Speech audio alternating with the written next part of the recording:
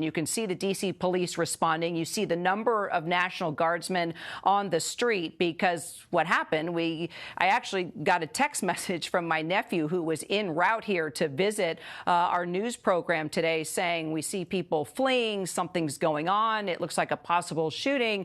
And now here we are with these live pictures, as you can see at Connecticut. And I think it's I Street there, not far from the Farragut West Metro station where the shooting took place. You just heard our Pierre Thomas that the suspect is down.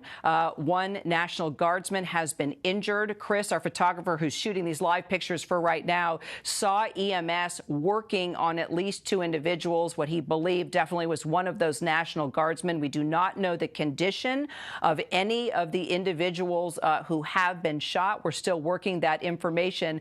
But Brad, I just want to bring you in as we continue to look at these live pictures. We know the ATF is responding to the shooting. We see D.C. police. We see EMS there on the scene. I mean, this would just be tragic after the President of the United States called for 2,400 National Guardsmen to walk the streets here of D.C., to walk this area, to make things safer when he was concerned about crime. And now this is exactly the thing that we were afraid of, and that was members of the National Guard being shot. Brad, tell me now, as a former FBI agent, what's going on with regard to the investigation and what's taking place at this point?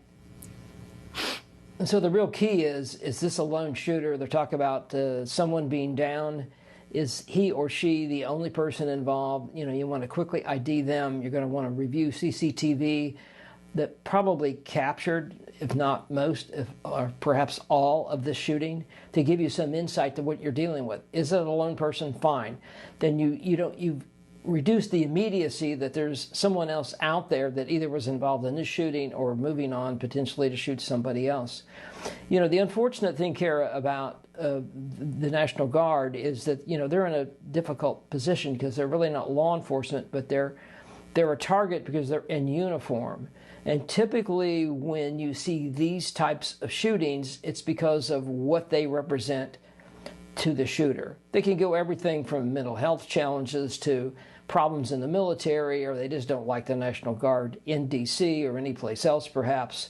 You know, that can be sorted out. That's not the important issue right now. The important issue is safety beyond the obvious safety of where this shooting occurred.